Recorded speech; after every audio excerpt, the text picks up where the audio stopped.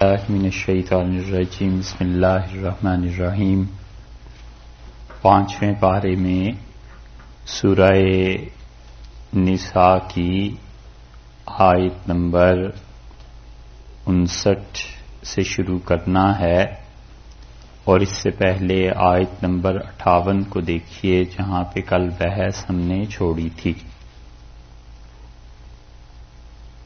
اور اللہ تعالی نے اس میں یہ حکم ارشاد فرمایا کہ ان اللہ یأمرکم ان تؤدوا الامانات الی اہلھا، اور اللہ تعالی بلا شک و شبہ تمہیں یہ حکم دیتا ہے کہ امانتیں سپرد کرو اور پہنچاؤ امانت والوں کو۔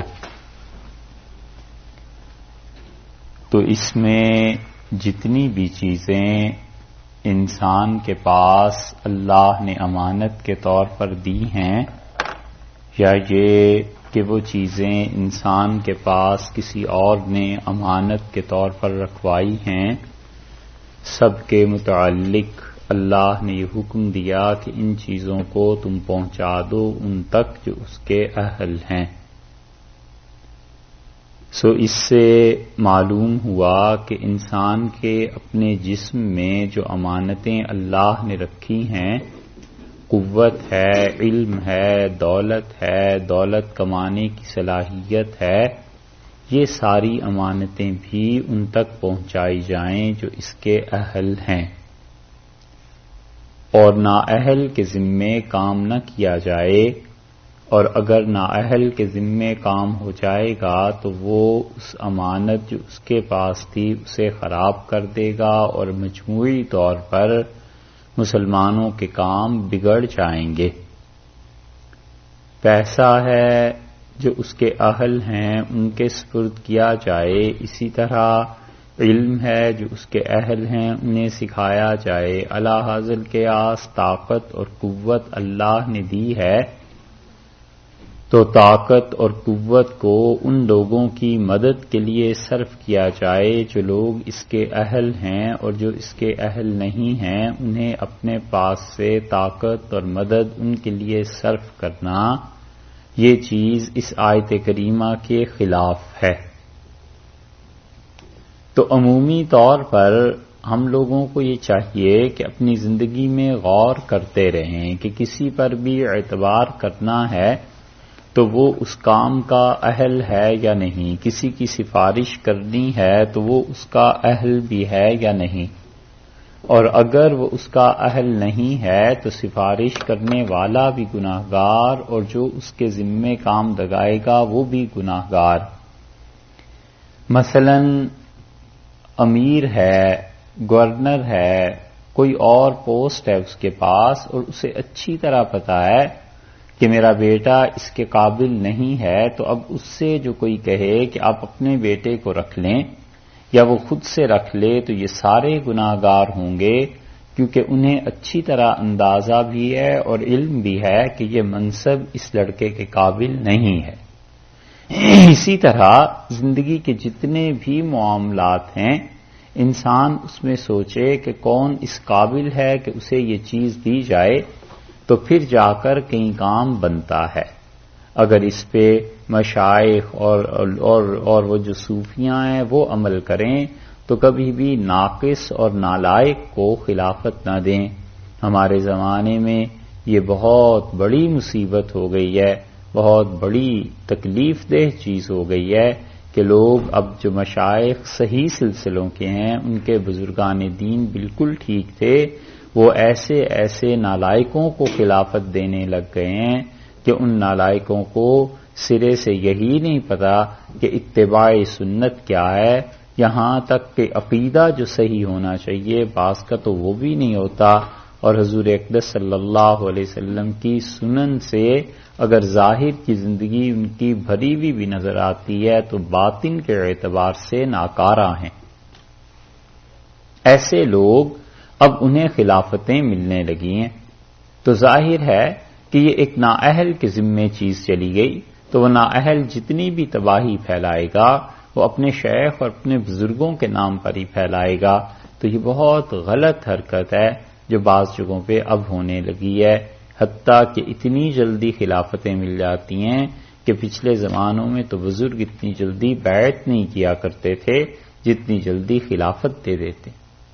حضرت تھانوی نور اللہ مرکزہ کے ہاں حضرت فرماتے تھے کہ جو میں بیعت میں جلدی نہیں کرتا اور بہت زیادہ دقت کے ساتھ کام کرتا ہوں، تو ایک جگہ فرمایا کہ جن کو میں بیعت کر لیتا ہوں وہ پہلے دن خلافت کے اہل ہوتے ہیں، لیکن چونکہ اپنے بزرگوں کا یہ طریقہ نہیں رہا اس لیے میں اس پہ عمل نہیں کرتا اور بہت امتحان اور ان چیزوں میں جو ڈالتا ہوں اسی وجہ سے کہ پتہ چل جائے کہ جو اس طلب کو لے کر آیا ہے وہ بھی سچا ہے یا ایسے ہی مجھے دیکھ کے متاثر ہو کے ایسے کام کر رہا ہے۔ اتنے محتاط تھے وہ لوگ، اتنے تو اب خلافت دینے والے محتاط نہیں رہے۔ اسی طرح علماء کا حال ہو گیا کہ وہ مسجد میں اپنی جگہ پر اپنے بیٹوں اولاد ان کو چھوڑ جائیں گے، قطع نظر اس کے کہ جتنا انہوں نے خود پڑھ رکھا ہے اتنا کوئی اہل بھی ہے یا نہیں، اتنا اس بیٹے کے پاس بھی علم ہے یا نہیں، اس نے تو کچھ پڑھا لکھا ہے نہیں، نہ محنت کی، باپ کی کمائی پر گزارا اتارا، اور یہ پتا تھا کہ سیٹ پکی ہے، والد کے انتقال کے بعد مسجد کس نے آنا ہے، ہمیں ہی ملے گی۔ تو اس وجہ سے لوگوں میں علم کم ہو گیا اور تربیت کم ہو گئی۔ یہی حال حکومتوں کا بھی ہے کہ بڑے بڑے حکمران نااہل افسروں کو سامنے لے آتے ہیں محض اس لیے کہ یہ ہمارے گروہ سے تعلق رکھتا ہے، ہمارے مذہب سے تعلق رکھتا ہے، ہمارے دین سے تعلق رکھتا ہے، یا اپنے علاقے سے تعلق رکھتا ہے، اپنے گاؤں کا ہے، اپنے شہر کا ہے، یا یہ کہ زبان ہم لوگ اکٹھی ایک جیسی بولتے ہیں۔ اس طرح کی جتنی بھی چیزیں ہیں یہ امانت میں خیانت کے مترادف ہو جاتی ہیں۔ تو آدمی یہ دیکھے کہ جو اہل ہے اس کو لائے اور جو نااہل ہے اس کے ذمے نہ کرے، کیونکہ مذہب کے کام نہ ہوں اور دنیاوی چیزیں ہوں تو پھر مذہب کی بھی قید نہیں ہے، پھر تو اس کو دیکھنا چاہیے جو ان چیزوں کا اہل ہے، اور وہ جسے کہتے ہیں نا میرٹ پہ پورا اترنا، جو اس پہ پورا اتر رہا ہے کام اس کے سپرد کیے جائیں تاکہ ملک میں اور عام عوام اس سے نقصان نہ اٹھائیں۔ دوسری بات یہ فرمائی کہ وَإِذَا حَكَمْتُمْ بَيْنَ النَّاسِ، اور جب تم لوگوں کے درمیان فیصلہ کرو، أَن تَحْكُمُوا بِالْعَدْلِ، تو فیصلہ انصاف پر مبنی ہونا چاہیے۔ یہ ایسی چیز ہے کہ اگر کوئی انسان انصاف سے فیصلہ نہیں کرے گا تو وہ ظلم کرے گا، اور جتنا ظلم کرے گا قیامت میں اتنا ہی اللہ کے ہاں پکڑا بھی جائے گا اور اتنی ہی قبر اپنی تاریخ کرے گا۔ ہمیشہ انصاف سے کام لے اور دو چیزوں کے ساتھ اپنا تعلق رکھے، یا تو انصاف کرتا رہے اور یا احسان کرتا رہے، ظلم کی طرف کبھی نہ جائے، کیونکہ ظلم دنیا میں بھی اس کا بدلہ مل جاتا ہے اور آخرت تو برباد ہوتی ہوتی ہے۔ اس لیے ارشاد فرمایا ہے یہ کہ اذا حکمتم بین الناس ان تحکموا بالعدل، انصاف کے ساتھ تم لوگ کام کرو، جو کوئی بھی کرو۔ تو انصاف یہ نہیں ہے کہ انسان ایک طرف کی سن کے بے لاگ تبصرے اس پہ کرتا رہے، بلکہ دونوں طرف کی سنے۔ کبھی کبھی گھر میں، خاندان میں، لوگوں میں جھگڑا ہو جاتا ہے تو صرف ایک طرف کی سننے کے بعد اس کے پہ عمل کرنا منع کیا ہے اس سے شریعت نے۔ حتیٰ کہ بچوں کے بارے میں صرف ان کی ماں کا سن لینا کہ آج سارا دن تنگ کرتے رہے، ستاتے رہے، ایسے ہوا اور باپ نے اٹھا کے تھپڑ مار دیا، بغیر یہ سوچے کہ پوچھے تو صحیح بچے سے کہ بیٹے کیا حرکت کی، کس وجہ سے ماں کو تنگ کیا ہے۔ ممکن ہے کہ کبھی اس کے پاس ایسا عذر ہو جس کا علم ماں کو بھی نہ ہو اور بچہ والد کو بھی بتا سکے کہ یہ عذر تھا، اس وجہ سے یہ کیا تھا، اور وہ اپنے عذر میں سچا بھی۔ کئی مرتبہ ایسے ہو جاتا ہے۔ تو یہ سب چیزیں عدل کے منافی ہیں، اور جب انسان عدل سے کام لیتا رہے گا تو پھر اللہ کا خوف پیدا ہو جائے گا۔ اور دوسری بڑی یہ چیز کہ طبیعت سے عجلت نکل جاتی ہے، جلدی نکل جاتی ہے۔ جو ہوتا ہے نا کہ ہر کام جلدی کرو، انسان کو سوچ سمجھ کر پھر کام کرنے کی عادت پڑ جاتی ہے، ٹھہر کے سوچ کے پھر کام کرتا ہے، لیکن اتنا بھی نہ سوچے۔ جیسے ابن حجر رحمۃ اللہ علیہ نے ایک لکھا ہے، ابن حجر مکی تھے، وہ کہتے تھے کہ ایک مرتبہ مصر کی جامع مسجد قاہرہ میں نے نماز پڑھی تہجد کی۔ ابن بطوطہ نے بھی ایسی چیزیں لکھی ہیں۔ وہ کہتے ہیں کہ نماز پڑھ کے تو میں تہجد کی دیکھا ایک آدمی وضو کر رہا ہے تو میں نماز پڑھنے لگا، فجر پڑھ لی، فجر کے بعد جب اشراق کے وقت آیا تو ابھی بھی وضو کر رہا تھا۔ تو مجھے بڑا تعجب ہوا کہ اس انسان کو کیا ہو گیا ہے، تو میں یہ تماشا دیکھتا رہا، وضو کرتا تھا، پھر تھوڑا سا چلتا تھا، پھر آ کے وضو کرتا، پھر جاتا تھا، پھر وضو کرتا تھا۔ تو میں نے اس سے پوچھا کہ تمہیں کیا ہو گیا ہے؟ کہنے لگا وضو کر لیتا ہوں، پھر جب آگے جاتا ہوں تو یاد آتا ہے کہ شاید میں نے اپنے بازو نہیں دھوئے، تو پھر سوچتا رہتا ہوں، پھر آ کے بازو دھو لیتا ہوں، پھر وضو کرتا ہوں، پھر جاتا ہوں، پھر سوچتا ہوں شاید ابھی چہرہ نہیں دھویا، پھر چہرہ دھو لیتا ہوں۔ تو میں نے کہا اللہ کے بندے تو اپنے اعضاء پر ہی غور کر لے، گیلے ہیں، دھلے ہوئے ہیں۔ کہنے لگا ہاں نظر بھی کم آتا ہے نا، تو اس لیے وہ سوچتا زیادہ ہوں تو پھر بار بار وضو کرتا ہوں۔ تو میں نے کہا یہ کب سے؟ اس نے کہا عشاء سے اب تک یہی کر رہا ہوں۔ تو اتنے بھی سوچ میں نہ پڑ جائے، مگر یہ کہ جو مناسب چیز ہے اس سے کام لے۔ اللہ نے فرمایا کہ لوگوں کے درمیان فیصلے کرو عدل کے ساتھ، ان اللہ نعم یعظکم بہ، اور اللہ بہت اچھی تمہیں اس طرح سے نصیحت کر رہے ہیں اس کے ساتھ کہ زندگی میں دونوں چیزوں کو اپناؤ، ایک تو امانت اس کے سپرد کرو جو کہ اس کا اہل ہے، اور دوسری چیز یہ کہ تم اس کے ساتھ ساتھ عدل اور انصاف سے کام لینا۔ یہ اسی طرح امانت جو ہے اس میں یہ بھی شامل ہے کہ انسان جو رشتوں میں اپنی رائے دیتا ہے نا، یہ بھی امانت میں شامل ہے کہ انسان جب یہ سمجھتا ہو کہ یہ رشتہ اس قابل نہیں ہے تو صاف رائے دینی چاہیے، ایسے نہ ہو کہ اپنے خاندان اور اثر یا کسی اور وجہ سے دب کے رائے دے دے۔ تو اللہ نے فرمایا کہ یہ بہت اچھی نصیحت جو اللہ تعالیٰ اپنے اس حکم کے ذریعے، اس وحی کے ذریعے تم لوگوں کو کر رہا ہے۔ ان اللہ کان سمیعا بصیرا، اور اللہ تعالیٰ مسلسل ہمیشہ سنتا ہے، دیکھتا ہے، کوئی چیز اس سے چھپی ہوئی نہیں ہے، تمہاری نیتیں بھی چھپی ہوئی نہیں ہیں، اور جو کچھ تم اپنی زبان سے کہتے ہو کسی کے بارے میں، اللہ ان سب چیزوں کو جانتا ہے۔ اسی لیے اتنی احتیاط تھی کہ حضرت سعد رضی اللہ عنہ کہتے تھے، یہ سعد ابن مالک ہیں، سعد بن ابی وقاص نہیں ہیں، تو سعد ابن مالک رضی اللہ عنہ کہتے ہیں کہ رسول اللہ صلی اللہ علیہ وسلم کے پاس بہت سا مال آیا، اور صحیح بخاری کے آغاز میں یہ حدیث آئی ہے کہ آپ نے اس مال کو تقسیم کیا، تو مجھے ایک دوست تھا میرا بہت اچھا لگتا تھا، تو میں نے سفارش کی رسول اللہ صلی اللہ علیہ وسلم سے کہ اسے بھی کچھ دیں، اور میں نے عرض کیا کہ اللہ کے رسول واللہ انہ مسلمن، اللہ کے قسم یہ میرا دوست مسلمان ہے۔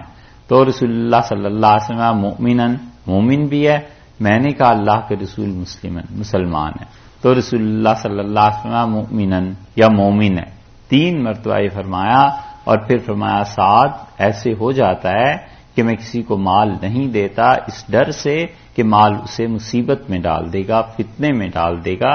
یہ مطلب نہیں ہے کہ اگر کسی کو میں مال نہیں دیتا تو وہ کوئی کم درجے کا ہے، مگر اس سے ڈرتا ہوں کہ وہ کہیں کسی دقت میں نہ پڑ جائے۔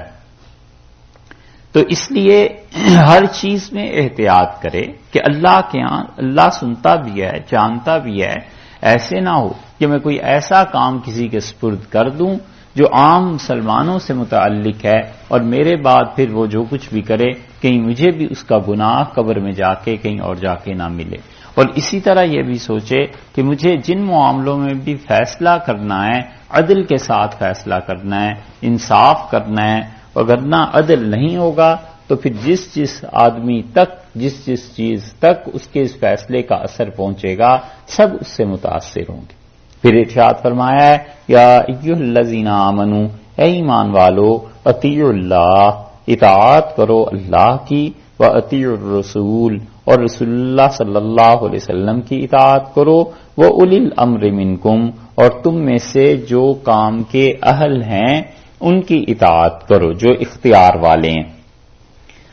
فَإِن تَنَازَعْتُمْ فِي شَيْءٍ، اور اگر تمہیں کبھی جھگڑا ہو جائے کسی چیز کے بارے میں، فَرُدُّوهُ إِلَى اللَّهِ، تو اس چیز کو لوٹاؤ، اس کام کو لوٹا دو، پھیر دو، جھگڑ پڑو جب تم، تو پھر ردوہ الی اللہ، تو رجوع کرو اللہ کی طرف کہ اس کا فیصلہ کیا ہے، والرسول، اور رسول اللہ صلی اللہ علیہ وسلم کی طرف، ان کنتم تؤمنون باللہ، اگر تم اللہ پر ایمان رکھتے ہو، والیوم الآخر، اور آخرت کے دن پہ ایمان رکھتے ہو، ذالک خیر، یہ بہت اچھی چیز ہے، واحسن تاویلا، اور یہ بہتر تحقیق ہے جو تم کر سکتے ہو۔ تین چیزوں میں تین کے لیے اطاعت کا حکم دیا۔ سب سے پہلے تو اللہ نے یہ فرمایا کہ اطیعوا اللہ، اللہ کا حکم مانو، اللہ کی اطاعت کرو، اور یہ مطاع حقیقی اصل میں اللہ ہی ہے، اللہ ہی کی ہر بات مانی جاتی ہے، اور اللہ تعالی ہی کے فیصلے نافذ ہوتے ہیں، اور حقیقت میں جتنی بھی اطاعتیں ہیں وہ سب اللہ کی ہیں، حکم اللہ ہی کا ماننا ہے۔ یہاں تک کہ جو دو حکم بعد میں آ رہے ہیں نا کہ رسول صلی اللہ علیہ وسلم کی اور اولو الامر کی اطاعت کرو، یہ دونوں بھی اللہ ہی کی طرف رجوع کرتے ہیں کہ اللہ ہی کی اطاعت کرنی ہے، اس کا حکم ماننا ہے۔ کیوں؟ اس لیے کہ اگر رسول اللہ صلی اللہ علیہ وسلم اپنے کسی فیصلے میں اجتہادی غلطی کر دیں جیسے کہ ہوا ہے، تو پھر بھی اللہ ہی کی طرف رجوع ہو گیا کہ اللہ نے فرمایا ایسے نہیں، ایسے فیصلہ کریں، اور اولو الامر تو بہت پھر بعد کی بات ہے جیسے کہ ابھی بیان ہوگا۔ تو حقیقی اطاعت اللہ کی کہ اللہ کی اطاعت کرنی ہے، اور دوسری اطاعت بتلایا ہے کہ رسول اللہ صلی اللہ علیہ وسلم کی کرنی ہے، کیونکہ نبی کریم صلی اللہ علیہ وسلم اللہ کی طرف سے نمائندے ہیں دنیا میں، جیسے کہ اللہ تعالیٰ کے انبیاء علیہ الصلوۃ والسلام ہوا کرتے ہیں، اور وہ بتاتے ہیں کہ اللہ کی راہ کیا ہے۔ تو دونوں کی اطاعت کا جو حکم دیا اس کی وجہ بھی یہی ہے کہ ایک تو حقیقی اطاعت اللہ کی، اور دوسرے انسانوں کو ضرورت اس بات کی تھی کہ کوئی انہی جیسا انسان جو مرتبے میں، قدر و منزلت میں ان سے کہیں آگے ہوتا، کہیں زیادہ بڑھیا اور اعلیٰ، وہ ہستی آئے اور لوگوں کو بتائے کہ اللہ کی اطاعت کیا ہے ہر چیز میں۔ تو اطیع الرسول سے پتہ چلتا ہے کہ رسول اللہ صلی اللہ علیہ وسلم اللہ کے احکامات پہنچاتے ہیں، ان کی بھی اطاعت ضروری ہے، جو کچھ انہوں نے کہہ دیا اس کو ماننا ضروری ہے، حتیٰ کہ رسول اللہ صلی اللہ علیہ وسلم کا کسی چیز پہ خوشی کا اظہار فرمانا یہ بھی ہے جس سے حکم ثابت ہوتا ہے، اور وہ کسی چیز کو دیکھ کر خاموش رہے اس سے بھی حکم ثابت ہوتا ہے کہ ان کے سامنے کوئی بات ہوئی اور اس پہ وہ نہیں بولے، جب نہیں بولے تو اس کا مطلب وہ جائز ہے، کیونکہ حضرت صلی اللہ علیہ وسلم کے لیے یہ ضروری تھا کہ وہ اس چیز کا اگر وہ غلط تھی تو اس چیز کی تردید کرتے، کسی چیز کی تردید نہیں کی ہے تو اس کا مطلب ہے کہ ان کی بھی مانی جائے گی۔ اس حد تک اللہ نے ان کی اطاعت ضروری قرار دی ہے۔ اور اسی طرح دیکھیے آپ اطیع الرسول میں اگر رسول اللہ صلی اللہ علیہ وسلم کوئی فیصلہ کریں اور وہ فیصلہ در حقیقت غلط ہو علیہ باللہ اور خدا کو پسند نہ ہو اور خدا اس پر رہنے دے، تو امت کے لیے تو وہ سنت بن جائے گی، امت کے لیے تو بعض اوقات وہ فرض کے درجے میں چلی جائے گی، امت کے لیے تو بعض اوقات وہ بہت ہی اہم چیز ہو جائے گی، لیکن اصل میں اگر اللہ ناراض ہے اس سے تو پھر پتہ کیسے چلے گا؟ اسی لیے حضور اقدس صلی اللہ علیہ وسلم نے جو فیصلے فرمائے ہیں ان میں کئی ایک فیصلے ایسے ہیں جو قرآن پاک میں آتے رہیں گے، یہاں سورہ نساء سے شروع ہوتے ہیں اور پھر آگے آپ دیکھیں گے سورہ مائدہ میں آ جائیں گے، پھر آگے آپ دیکھیں گے سورہ انفال میں آ جائیں گے، پھر اس کے بعد جا کر سورہ توبہ میں آ جائیں گے، پھر تحریم میں آ جائیں گے۔ کئی چیزیں ایسی ہیں جن میں حضور اقدس صلی اللہ علیہ وسلم نے فیصلہ فرما دیا، اللہ تعالیٰ کو پسند نہیں تھا، اللہ نے کہا کہ آپ اس فیصلے کو تبدیل کیجئے اور یہ نہیں یہ فیصلہ ہے، تو اطاعت اور معصیت رسول اللہ صلی اللہ علیہ وسلم کی، یہ دونوں کی دونوں اللہ کی اطاعت اور اللہ کی معصیت میں داخل ہیں، اور اس کا زیادہ واضح بیان آگے چل کے آ رہا ہے جس کی یہ تمہید یہاں باندھی گئی ہے کہ اللہ کی اطاعت کرو رسول اللہ صلی اللہ علیہ وسلم کی، وَأُولِي الْأَمْرِ مِنْكُمْ، اور تم میں سے جو لوگ جن لوگوں کے حوالے کام کیا گیا ہے، جو اس میں اختیار والے ہیں، ان اختیار والوں کی تم اطاعت کرو۔ ایک چیز تو یہ غور کرنے کے قابل ہے کہ اطیعو کا لفظ 2 مرتبہ لائے ہیں، اللہ کی اطاعت اور رسول اللہ صلی اللہ علیہ وسلم کی اطاعت. وَأُولِي الْأَمْرِ مِنْكُمْ میں اطیعوا کا لفظ نہیں لائے. یہ نہیں فرمایا کہ ان کی اطاعت کرو، بلکہ کہا اطاعت کرو اللہ کی اور اطاعت کرو اللہ کے رسول صلی اللہ علیہ وسلم کی اور ان کی جو اختیار والے ہیں تم میں سے. تو یہ اطیعوا کا لفظ نہ لانا، اس کا مطلب ہے ان دونوں کی اطاعت میں اور اولی الامر کی اطاعت میں فرق ہے. اولی الامر جس کے پاس اختیار ہے، جس کے پاس حکمرانی ہے، جو اپنے فیصلوں کو نافذ کر سکتے ہیں، اولی الامر وہ، یا فیصلے بتا سکتے ہیں. تو ان دونوں کے بعد تیسرے میں اطیعوا کا لفظ نہ لانا، یہ اس کی دلیل ہے کہ اللہ تعالی نے تینوں میں فرق رکھا ہے. پہلی بات تو یہ پتہ چلتی. دوسری بات یہ ہے کہ اولی الامر سے مراد کیا ہے. اللہ تعالی نے اولی الامر جن کو کہا ہے اس سے فقہا بھی مراد لیے جاتے ہیں اور حکام بھی مراد لیے جاتے ہیں. مفسرین کہتے ہیں کہ اس کا مطلب یہ ہے کہ جو بھی امیر بنایا جائے کسی کام کا، اولی الامر جو ہو اس کی اطاعت ضروری ہے، جو بڑا بنایا جائے اس کی اطاعت ضروری.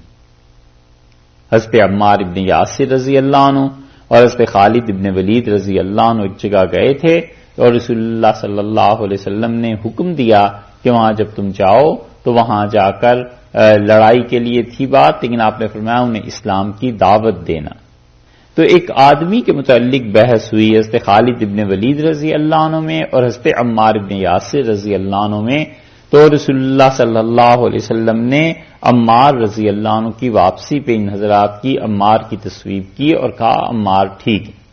تو خالد رضی اللہ عنہ نے رسول اللہ صلی اللہ علیہ وسلم سے حضرت عمار رضی اللہ عنہ کی جو شکایت کی تھی اس کے جواب میں حضرت صلی اللہ علیہ وسلم نے فرمایا کہ تمہیں پتہ ہے عمار مجھ سے ہے اور میں عمار سے ہوں، اور جو عمار کو تکلیف دیتا ہے وہ مجھے تکلیف دیتا ہے.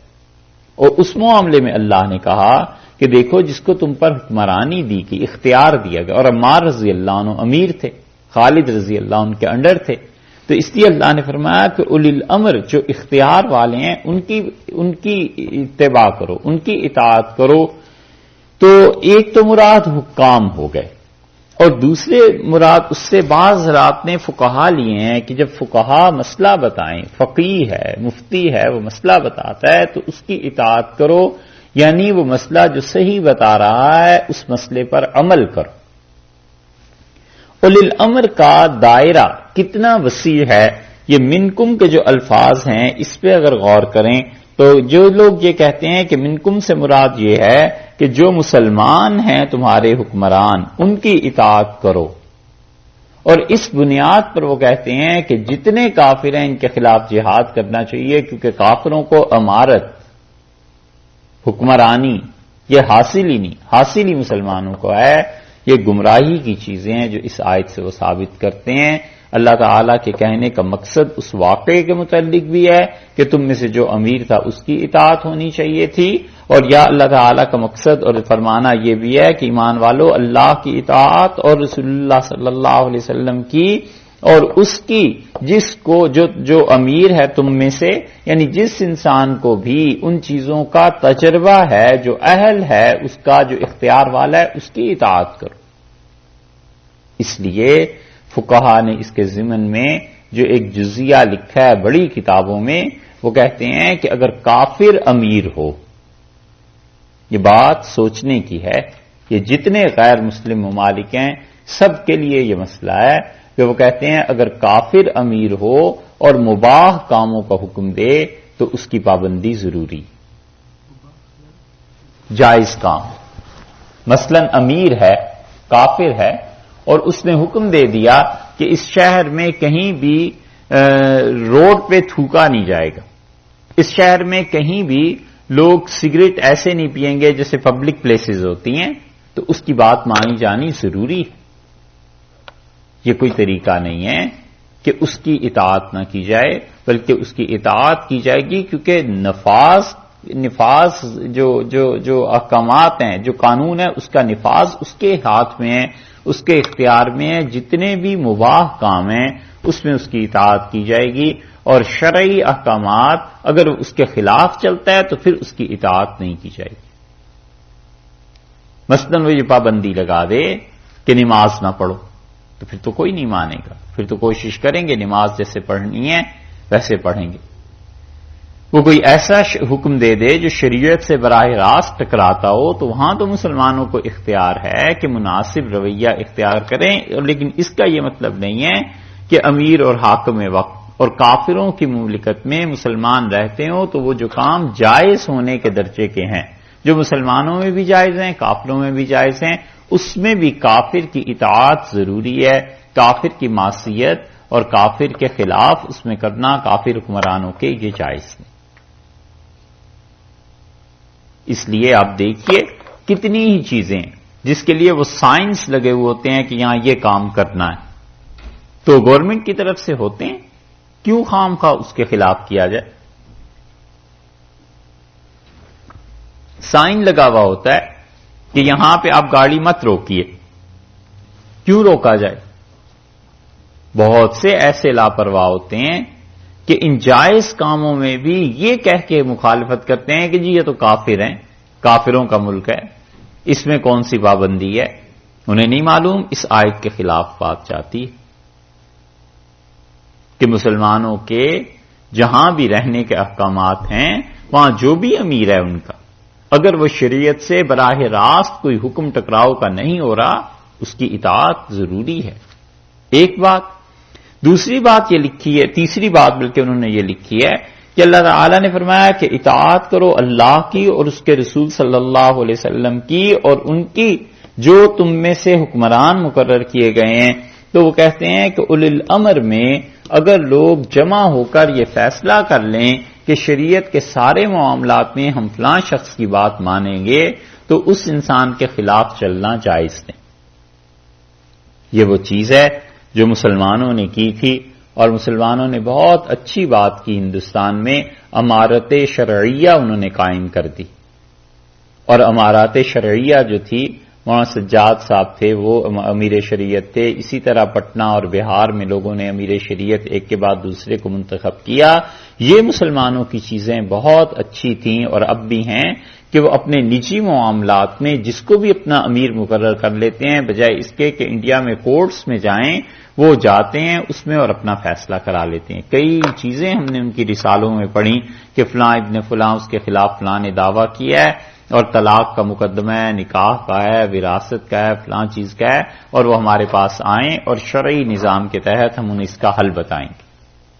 یہ ہر جگہ ہونا چاہیے تھا، لیکن افسوس یہ ہے کہ ہندوستان میں آہستہ آہستہ وہ کم ہوتا جا رہا ہے، اور ہمارے ہاں ایک مرتبہ قائم کرنے کی کوشش کی تھی علماء نے کرنے کی، مگر عوام نے اس کا جواب ہی نہیں دیا، لوگوں نے اس بات کو مانا ہی نہیں، اس لیے کہ ہمارے یہاں سماج اس کے لیے تیار نہیں ہے کہ شریعت کے احکامات کی وہ پابندی کریں۔ جس کے بھی خلاف فیصلہ ہوگا وہ یہ تھوڑا ہی کہتا ہے کہ شریعت کا حکم میرے خلاف، وہ کہتا ہے جی انہوں نے میرے خلاف فیصلہ کر دیا، اور پھر اس سے بھی بڑھ کے یہ کہ جی انہوں نے رشوت لے لی ہوگی، دوسری پارٹی سے پیسے لے لیے اس لیے ہمارے خلاف فیصلہ ہو گیا۔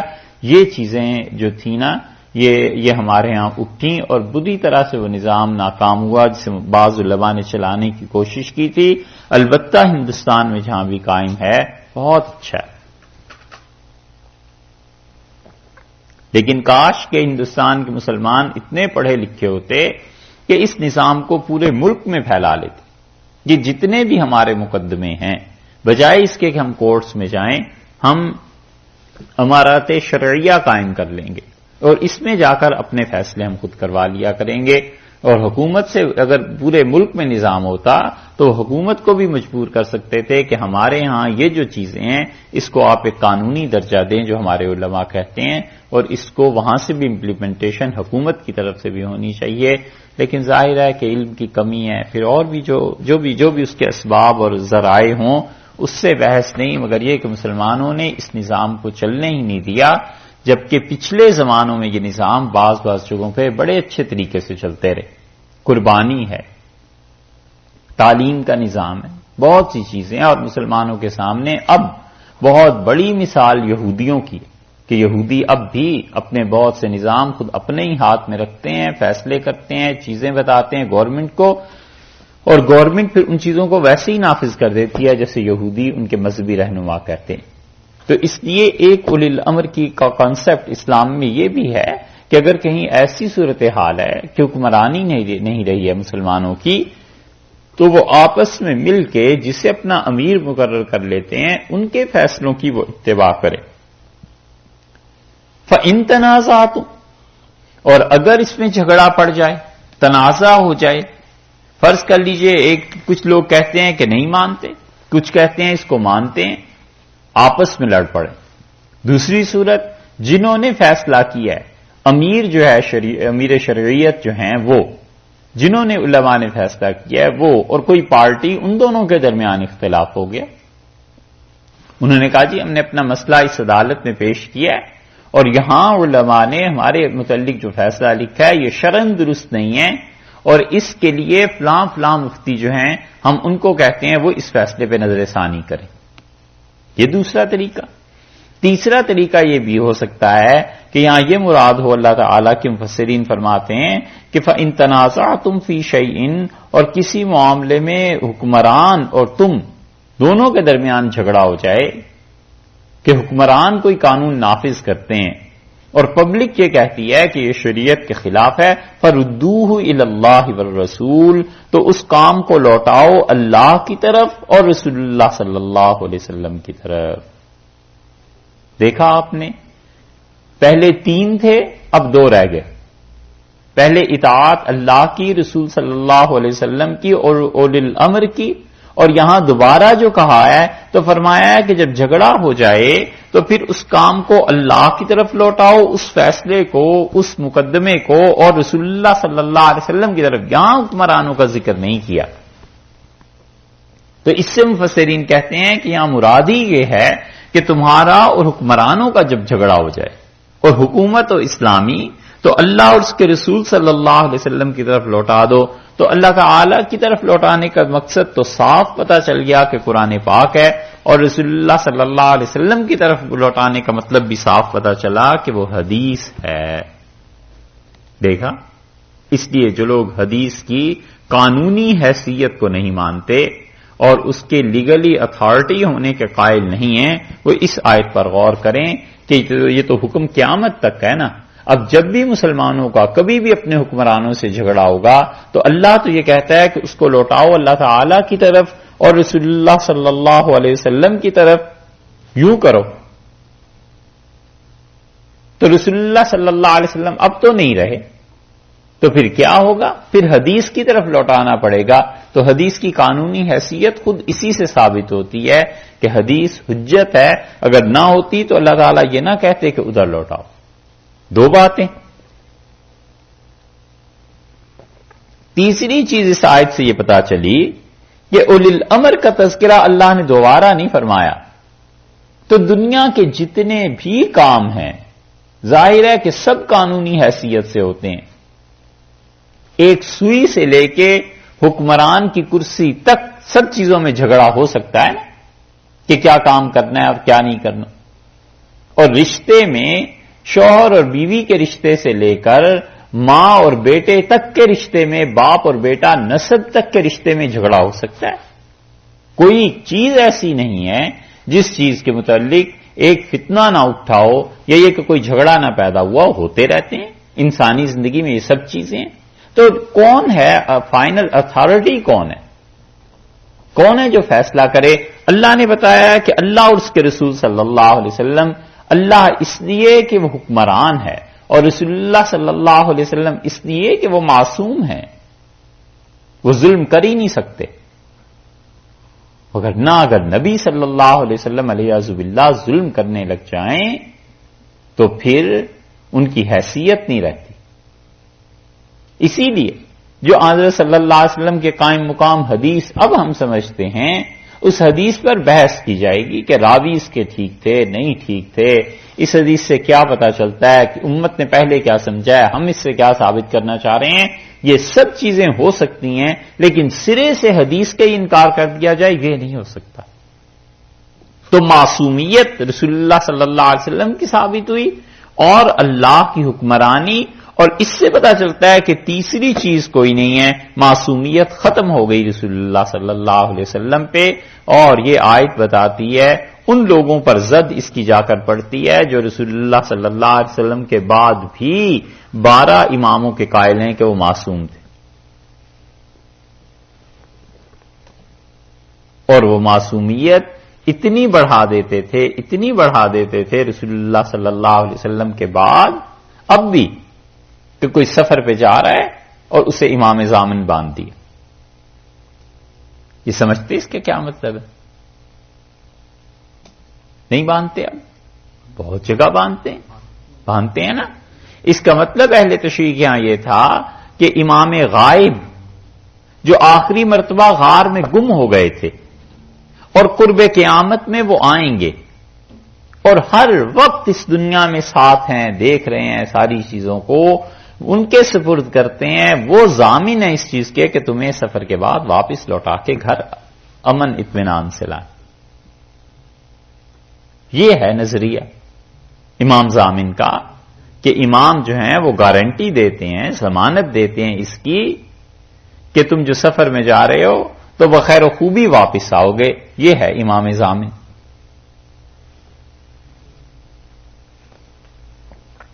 اسی لیے شاہ ولی اللہ رحمت اللہ علیہ کے گھرانے نے جس کی شدید مخالفت کی نا، اور انہوں نے کہا کہ یہ شرکیہ رسومات میں سے ہے، کبھی مت باندھو اور ختم کرو، تو وہ زمانہ تھا جس زمانے میں یعنی یہ کہنا اپنے آپ کو آگ میں ڈالنے کے مترادف تھا. مگر انہوں نے کہی بات، انہوں نے کہا یہ امام ضامن کچھ نہیں ہے، اللہ ہی ضامن ہے، اللہ ہی ہے جو اپنے بندوں کی حفاظت کرتا ہے. وہ چاہے گا تو صحیح سلامت آؤ گے، اور اگر اس کا فیصلہ یہ ہوا کہ راستے میں کہیں روح نکل جائے تو کوئی نہیں روک سکتا. یہ امام ضامن.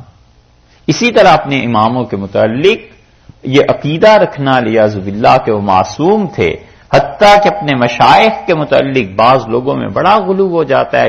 یہ عقیدہ رکھنا کہ وہ معصوم ہیں بہت خطرناک بات ہے. کفر اور شرک فی النبوت کے ساتھ اس کے ڈانڈے جا ملتے ہیں. بس رسول اللہ صلی اللہ علیہ وسلم آخری ہستی تھے جو معصوم ہیں، اور ان کے بعد ہر آدمی کا کلام امام مالک رحمت اللہ علیہ کہتے تھے اس پہ عمل بھی کیا جا سکتا ہے، چھوڑا بھی جا سکتا ہے، سوائے حضور اقدس صلی اللہ علیہ وسلم. ان سے کسی نے آ کے کوئی مسئلہ پوچھا اور اسے کہا حضرت آپ نے یہ فتویٰ دیا تھا اور وہ فتویٰ غلط ہو گیا، تو امام مالک رحمت اللہ علیہ نے مسجد نبوی میں بیٹھ کے جو جملہ کہا نا، کمال کی بات انہوں نے کی. انہوں نے کہا دنیا میں کوئی ایسا آدمی نہیں ہے جس کا فتویٰ صحیح اور غلط دونوں اس میں چانسز نہ ہوں، سوائے اس صاحب قبر صلی اللہ علیہ وسلم کے کہ یہ ہمیشہ سچ کہتے تھے. بس رسول اللہ صلی اللہ علیہ وسلم معصوم تھے، باقی امت میں کوئی بھی معصوم. امام ابو حنیفہ، شافعی، مالک، احمد رحمہ اللہ ایک مسئلے پہ 4 آدمی 4 فتوے دیتے ہیں، اجتہاد کرتے ہیں، اور چاروں میں سے کسی ایک کی بات ہی صحیح ہو سکتی ہے نا، چاروں کی تو صحیح نہیں ہو سکتی. مثلا کوئی مسئلہ لے لیں، یہ جو ابھی گزرا تھا کہ والد کے ناجائز تعلقات کسی خاتون سے قائم ہو جائیں، بیٹا اس سے نکاح کر سکتا ہے، یعنی امام ابو حنیفہ رحمۃ اللہ علیہ فرماتے ہیں نہیں ہو سکتا، اور امام شافعی رحمۃ اللہ علیہ کہتے ہیں ہو سکتا ہے. تو ایک ہی آدمی حق پہ ہوگا، دونوں نے اجتہاد کیا. اور اجتہاد ایسے مسائل ہیں جس پہ 5-5 6-6 قول ملیں گے اجتہاد کے، تو ایک ہی سچا ہوگا نا، باقی لوگ تو ٹھیک نہیں. ہم کہتے ہیں سب نے محنت کر کے اجتہاد کیا، قیامت میں اللہ ان کے اجتہاد کے اختلافات کو نہیں کھولے گا. سب صحیح، جس نے جو کچھ کیا ہے خدا کی کتاب اور رسول اللہ صلی اللہ علیہ وسلم کی سنت کو سامنے رکھ کے کیا ہے. اگر وہ صحیح نتیجے پہ پہنچا ہے تو اسے دوہرا اجر ہے، اپنی محنت کا بھی اور یہ انعام بھی کہ صحیح نتیجے پہ پہنچا. اور اگر اس انسان سے خطا ہو گئی ہے تو وہ اجتہادی خطا ہے، انسان تھا نا، ایک ثواب ملے گا اس کو محنت کا، البتہ وہ ثواب نہیں ملے گا کہ اس فیصلے تک پہنچ گیا جو اللہ کا فیصلہ ہے. ایک آیت آ رہی ہے آگے سورہ نساء میں، اس پہ انشاءاللہ کچھ تفصیل سے بات کریں گے، کل پرسوں وہ آیت آ جائے گی. اس کو فی الحال اتنا یہاں روک لیتے ہیں اس بحث کو، اور اس کا خلاصہ یہ عرض کر دیتے ہیں کہ حضور اقدس صلی اللہ علیہ وسلم معصوم ہیں. بس اس لیے اجتہادی خطا نبی سے ہو اللہ فوراً وہی نازل کر دیتے ہیں کہ نہ، یہ بات نہیں کرنی، کیونکہ ان کا اجتہادی خطا پر قائم رہنا امت کے لیے تو وہ سنت بن جائے گی. اور امام ابو حنیفہ، شافعی، مالک، احمد تو چھوٹے ہیں. حضرت ابو بکر رضی اللہ عنہ سے اگر اجتہاد میں غلطی ہو جائے تو اللہ کوئی وحی تو نازل نہیں کرے گا نا، اس لیے کہ وحی رسول اللہ صلی اللہ علیہ وسلم پر ختم ہو گئی. اسی وجہ سے ہم کسی شخص کے لیے ماننے کو تیار نہیں کہ رسول اللہ صلی اللہ علیہ وسلم کے بعد وہ معصوم ہو. ہر آدمی سے غلطیاں بھی ہوتی ہیں، اچھائیاں بھی ہوتی ہیں. ہاں البتہ یہ ہے کہ جس پہ اچھائیوں کا غلبہ ہے ہم اسے اچھا ہی کہیں گے، جس پہ برائیوں کا غلبہ ہے ضرورت کے وقت ہم اسے برا کہیں گے، وقتنا کسی کو برا کہنے سے کون سا ثواب ہے. کسی نے پوچھا ایک بزرگ سے کہ یزید پہ لعنت جائز ہے یا نہیں؟ انہوں نے کہا ہے تو جائز، میرا مسلک یہ ہے، لیکن کیا کرو گے یزید پہ لعنت کر کے؟ اس سے بہتر ہے حضور اقدس صلی اللہ علیہ وسلم پہ اتنی دیر درود شریف پڑھا کرو. تو بات یہی ہے. اس لیے اجتہاد میں جو خطا ہوتی ہے اگر وہ اہل ہے اور محنت اس نے کی ہے اسے ثواب ملے گا. اللہ نے فرمایا ہے جب تم میں کیا ہو جائے، کسی بات پر جھگڑا ہو جائے تو اسے اللہ اور رسول صلی اللہ علیہ وسلم کی طرف لوٹاؤ. اس لیے کہ اللہ تو شہنشاہ ہے، حقیقی بادشاہ ہے، اور اولو الامر اور رسول اللہ صلی اللہ علیہ وسلم معصوم ہے، اور ان کے علاوہ کوئی معصوم ہے ہی نہیں. لہذا ادھر لوٹایا جائے گا. ان کنتم تؤمنون باللہ، اگر تم اللہ پر ایمان رکھتے ہو، والیوم الآخر، اور آخرت پر ایمان رکھتے ہو، تو اللہ اور اس کے رسول صلی اللہ علیہ وسلم کے فیصلے بس تمہارے لیے حرف آخر ہونا چاہیے. جو انہوں نے کہہ دیا ہے بس اسے مان جاؤ. کیوں؟ اس لیے کہ اللہ کو حق حاصل ہے، تم اس کے بندے ہو، اور رسول اللہ صلی اللہ علیہ وسلم کو بھی حق حاصل ہے کیونکہ وہ آخری معصوم ہستی تھی اور تم ان کے امتی ہو. ذالک خیر، یہ بہت اچھی چیز ہے، جلدی فیصلہ ہو جائے گا، خیر کی چیز ہے، صحیح فیصلے پہ پہنچ جاؤ گے. وَأَحْسَنُ تَعْوِيلًا، اور دیکھو پھر اس کے ساتھ ساتھ ایک تو تمہیں کریڈٹ یہ ملا، اور دوسرا یعنی جلدی فیصلہ ہو جانے کا، اور دوسری یہ کہ بہتر تحقیق ہو جائے گی کہ اللہ اور اس کے رسول صلی اللہ علیہ وسلم نے کیا فرمایا ہے. اب اللہ اور اس کے رسول صلی اللہ علیہ وسلم کے بعد پھر اجتہاد ہے ان دونوں چیزوں کی روشنی میں. پھر مجتہد نے جو اجتہاد کیا ہے اس اجتہاد کو مانو. یہ چیزیں اجتہاد پہ اور اجتہادی اختلافات پہ اللہ کرے کچھ خدا توفیق دے. ہاں آپ سے 2-3 باتیں اسی صورت میں آتی آیت کل پرسوں عرض کریں گے کہ اجتہادی اختلافات کی انشاءاللہ عرض کریں گے کہ حقیقت کیا ہے، اور اجتہادی اختلافات آخر مسلمانوں میں ہوئے کیوں، اور اس کا کریڈٹ کیا ہے، اس کا فائدہ کیا ہے. اللہ نے کتنی بڑی رحمت رکھی ہے. اور یہ کہ یہ فرقے نہیں ہیں 4، جن لوگوں کو یہ غلط فہمی ہو گئی ہے کہ ان 4 نے امت کو بانٹ دیا ہے، یہ وہ اختلاف ہی نہیں ہے جو امت میں بٹوارا ہوا، اور یہ اختلاف ہے ہی نہیں جو زحمت ہوئی ہو. خدا کا شکر ہے، احسان ہے، اور جو انشاءاللہ اس کی تشریح آپ سے عرض کریں گے. امید ہے آخر پہ آپ بھی یہی کہیں گے کہ خدا کا شکر ہے اللہ نے یہ احسان کیا اس امت پہ کہ 4 اسکول آف تھاٹس دے دیے کہ ان میں سے جس پہ بھی عمل کر لو گے دین سے نہیں نکلو گے. تو یہاں فرمایا ہے کہ رسول اللہ صلی اللہ علیہ وسلم چونکہ معصوم ہے اس لیے تمہارا حکمرانوں کا یا تمہارے علماء کا، یہ تفسیریں کی گئی نا، یا تمہارا اور وہ اتھارٹیز جو قانون تم پر نافذ کر رہی ہیں وہ، ان سب کا جھگڑا ہو جائے تو تم پھر رجوع کرو اللہ کی طرف، اس کے رسول صلی اللہ علیہ وسلم کی طرف، ان سے پوچھو کہ کیا کرنا ہے. الم تر الی الذین یزعمون، آپ نے غور نہیں فرمایا؟ یہ دیکھا پھر آ گیا نا الم تر. قرآن ایسا انداز لاتا ہے یعنی بہت عجیب بات ہوگی، تم لوگوں نے غور نہیں کیا. یہ الفاظ آتے ہی اس لیے کہ لوگوں کو متوجہ کیا جائے.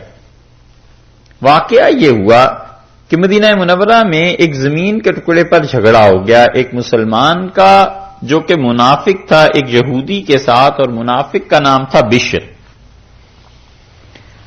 اور بشر نے یہ دعویٰ کیا کہ یہ زمین میری ہے، اور اس کے مقابلے میں یہودی تھا، وہ کہتا رہا کہ یہ زمین میری ہے، یہ ٹکڑا میرا ہے. جب لڑائی اور یہ چیزیں ہوئیں آپس میں، دونوں کے اختلافات ہوئے، تو یہ جو منافق تھا اس نے کہا چلو رسول اللہ صلی اللہ علیہ وسلم کے پاس چل کے فیصلہ کرا لیتے ہیں. نہ یہودی نے کہا یہودی نے کہا، کیونکہ یہودی جانتا تھا کہ رسول اللہ صلی اللہ علیہ وسلم نہ جھوٹ بولیں گے اور نہ رشوت لیں گے. منافق نے کہا کہ بجائے اس کے کہ تم ہمارے نبی صلی اللہ علیہ وسلم کے پاس جاؤ، چلتے ہیں کعب ابن اشرف جو تمہارا سردار ہے اس سے فیصلہ کرا لیتے ہیں. اور کعب ابن اشرف خوب کھاتا تھا پیسے رشوت کے. یہ جو کتاب ہے حدیث وفا اس میں کعب ابن اشرف کا تذکرہ ہے، وہاں پڑھ لیجئے گا یہ کیسا آدمی. تو اس نے کہا عجیب بات ہے. یہودی نے کہا میں تمہیں رسول اللہ صلی اللہ علیہ وسلم کی دعوت دیتا ہوں کہ ادھر چلو اور تم مجھے میرے سردار کی طرف لے جاتے ہو. آخر اس میں مسئلہ کیا ہے؟ تمہاری کیا مصلحت ہے؟ تو اب یہ کلمہ تو بظاہر پڑھے ہوئے تھا. بشر جو منافق تھا شرمندہ ہوا چلا گیا. جب پہنچے رسول اللہ صلی اللہ علیہ وسلم کے پاس تو آپ نے دونوں کے دلائل سنے اور یہودی کے حق میں فیصلہ دے دیا کہ زمین اس کی ہے. باہر نکلے مسجد نبوی سے تو بشر منافق کہنے لگا کہ تمہارا کیا خیال ہے اگر ہم اس فیصلے پہ نظر ثانی کرا لیں اور چلیں کعب ابن اشرف کے پاس، وہ نظر ثانی کر دے. اس نے کہا کمال کی بات کرتے ہو، تمہارے نبی صلی اللہ علیہ وسلم نے فیصلہ کیا ہے اور اس پہ کعب ابن اشرف نظر ثانی کرے، میں تو نہیں مانتا. منافق یہ چاہتا تھا کہ کسی طرح یہودی اس کے خلاف فیصلہ کر دیں تو وہ شور مچائے اسلام کا نام لے کے کہ اسلام بہت خطرے میں ہے. مدینہ منورہ میں دیکھو یہودی مسلمانوں کو تنگ کر رہے ہیں، اسلام بہت خطرے میں. اپنے کرتوت نہیں بتانے کہ میں نے کیا کیا. صحیح ہے نا؟ یہ بالکل ایسی صورتحال پیش آتی ہے اب بھی کہ امریکہ سے پکڑ کے گورنمنٹ نے نکال دیا اور اپنے اپنے ممالک میں جا کے یہ نہیں کہتے کہ ہم غیر قانونی طور پر رہ رہے تھے یا ہم نے کیا جرم کر لیا تھا. شور یہ مچانا ہے کہ امریکہ میں تو مسلمانوں کی بس تباہی ہے جی، بالکل برباد ہو گئے. دیکھیں صاحب ایسے ظلم کرتے ہیں یہودی ایسے اور عیسائی ایسے. اپنے کام بھی تو بتاؤ نا تم نے کیا کیے. اس سے چونکہ ہمدردیاں نہیں ملتی، اس سے چونکہ لوگوں کے جذبات نہیں بھڑکتے تو صاف بات کہنی نہیں. کہنا یہ ہے کہ انہوں نے ایسے کیا. اور ٹھیک یہی چیز ہمارے ممالک میں بھی ہوتی ہے کہ وہاں سفارتکار کی پٹائی ہو تو دوسرے ملک میں یہ نہیں کہتے کہ میں نے کیا کیا ہے، اسے بالکل ویل چیئر پہ لائیں گے جیسے پاکستان والوں نے بالکل مار دیا ہے، ذبح کر دیا جی، مرنے ہی والا تھا وہ تو بڑی مشکل سے اسلام آباد سے جان چھٹی. اور وہاں بھی یہی ہوتا ہے کہ ارے دلی میں بالکل اسے اڑا دیتے، یہ تو بڑی مشکل سے. اپنا کام نہیں بتاتے کہ ہم نے کیا کیا ہے، ہم کون کون سی جاسوسیاں کر رہے تھے. چین سے رہنے نہیں دینا مخلوق کو اور مذہب کے نام پر فلیئر اپ کرنا ہے لوگوں کو کہ کسی طرح آگ بڑھ کے کہیں تو حقیقت ہو نا. یہی چیزیں یہودی بھی کیا کرتے تھے اپنے زمانے میں عیسائیوں کے خلاف. یہ چیزیں اس نے کہا کعب ابن اشرف کے پاس چلو اور اس سے نظر ثانی کرائیں. یہودی نے انکار کر دیا. اب منافق سوچتا رہا، پھر اسے کہنے لگا کہ تم اس طرح کرو کہ حضرت عمر رضی اللہ عنہ کے پاس چلتے ہیں اور ان سے جا کر اس فیصلے پہ بحث کرتے ہیں. یہودی تنگ آ گیا جب اس نے زیادہ بار کہا، اسے کہا چلو عمر کے پاس چلے جاتے. حضرت عمر رضی اللہ عنہ کے پاس گئے تو وہ باہر تشریف لائے اور بات سنی. یہودی نے تو بات کی مختصر. اس نے کہا حضور اقدس صلی اللہ علیہ وسلم کے پاس گئے تھے اور یہ فیصلہ کروانا تھا، ایسے زمین کا جھگڑا تھا، انہوں نے میرے حق میں فیصلہ کر دیا. منافق نے کہا میری بات آپ سنیں. تو حضرت عمر رضی اللہ عنہ نے کہا یہ بتاؤ کہ حضور اقدس صلی اللہ علیہ وسلم کا جو فیصلہ ہے وہ اس کے حق میں ہوا ہے؟ اس نے کہا ہوا تو حق میں ہے لیکن میری بات سنیں. انہوں نے کہا میں سنتا ہوں. اندر گئے اور تلوار لے آئے اور اس منافق کا سر اڑا دیا اور فرمایا جو رسول اللہ صلی اللہ علیہ وسلم کے فیصلے کے بعد بھی عمر کے پاس آئے نا اس کا حل یہی ہے. اوہو، اس قتل پہ مدینہ منورہ میں کوہرام مچ گیا اور یہودی اور بھاگے یہ منافق سارے اور رسول اللہ صلی اللہ علیہ وسلم کو گھیر لیا. حتیٰ کہ حدیث میں آیا ہے حضرت صلی اللہ علیہ وسلم فرمایا میں اس پہ یقین نہیں کر سکتا کہ عمر کی اتنی جرأت ہو کہ مسلمانوں کو قتل کرنے لگے. یہ الفاظ حضرت صلی اللہ علیہ وسلم کی زبان مبارک سے بھی نکلے. آپ نے کہا عمر ایسے نہیں کر سکتے. مسلمانوں کا قتل. اب ظاہر میں تو کلمہ پڑھا ہوا تھا نا. اور جب حضرت عمر رضی اللہ عنہ سے تحقیق ہوئی تو انہوں نے کہا بالکل میں نے کیا ہے. جو آپ کا فیصلہ نہ مانے اور میرے پاس آئے اس لیے کہ میں آپ کے فیصلے پہ نظر ثانی کروں، اللہ کے رسول بس اس کا حل یہی ہے. یہ حضرت عمر رضی اللہ عنہ کا جو رسول اللہ صلی اللہ علیہ وسلم سے تعلق تھا یہ بتاتا ہے کیسا شدید تعلق تھا. حضرت صلی اللہ علیہ وسلم نے ایک مرتبہ ان سے کہہ دیا تھا جب وہ 9 ہجری میں جا رہے تھے مکہ مکرمہ عمرے کے لیے، تو عرض کیا اللہ کے رسول میں نے جاہلیت میں نظر مانی تھی کہ اگر میرا فلاں کام ہو جائے تو میں عمرہ کروں گا. تو اس کے بعد اب تک حالات ہی ٹھیک نہیں ہوئے، اب ٹھیک ہیں تو آپ فرمائیں وہ میرے ذمے باقی ہے. تو آپ نے فرمایا عمر کسی کا قرض دینا ہوتا تو نہ دیتے. تو عرض کیا ضرور دیتا. فرمایا یہ اللہ کا قرض ہے. تو جب چلنے لگے تو رسول اللہ صلی اللہ علیہ وسلم فرمایا کہ لا تنسینا فی دعائک یا اخیہ، میرے بھیا میرے پیارے بھائی دعاؤں میں مجھے نہ بھولنا.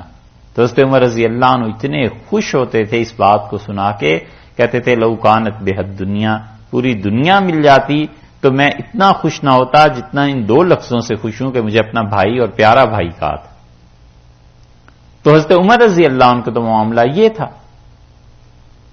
اب جب مدینہ منورہ میں کوہرام مچایا منافقین نے، انہوں نے کہا یہ ظلم، اب تو مسلمانوں پہ بھی ہاتھ کھل گیا اور مسلمانوں کو قتل کرنے لگے ہیں.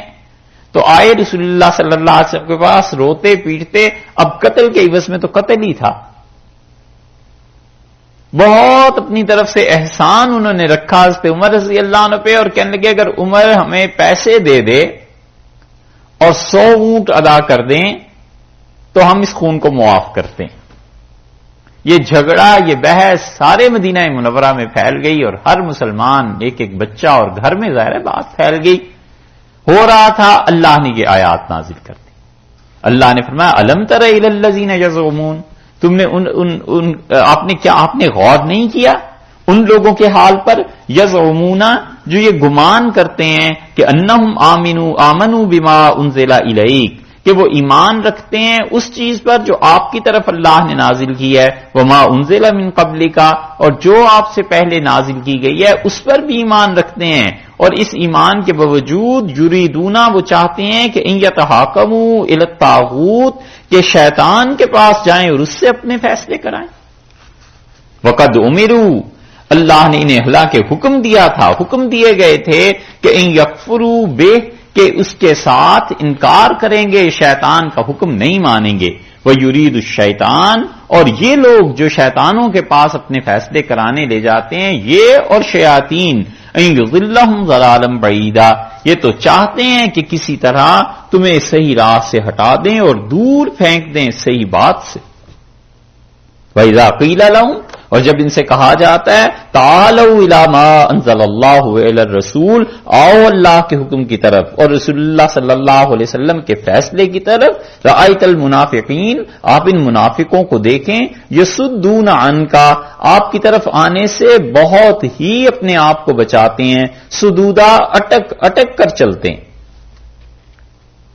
یہ آیات سن لیجئے پھر اس کی تشریح کرتے ہیں. فَكَيْفَ إِذَا أَصَابَتْهُمْ مُصِيبَةٌ، پھر کیسے کوئی حل ہوگا جب ان کو وہ مصیبت پہنچی ہے، قتل ہو گئے یہ، بما قدمت ایدیہم، اپنے ہی ہاتھوں کے کرتوت سے یہ قتل ہوا ہے. ثم جاؤ، پھر آپ کے پاس آتے ہیں، یحلفون، اور قسمیں اٹھاتے ہیں، باللہ، اللہ کی، اور کہتے ہیں ان اردنا الا احسانا و توفیقا، ہم جو گئے تھے عمر رضی اللہ عنہ کے پاس کہ کسی اور کے پاس جو گئے تھے فیصلہ کرانے، تو ہم نے تو چاہا تھا کہ کوئی بھلائی اور بھائی چارہ ہمارے اور یہودیوں کے درمیان رہے تاکہ یہودی مسلمان ہو جائے.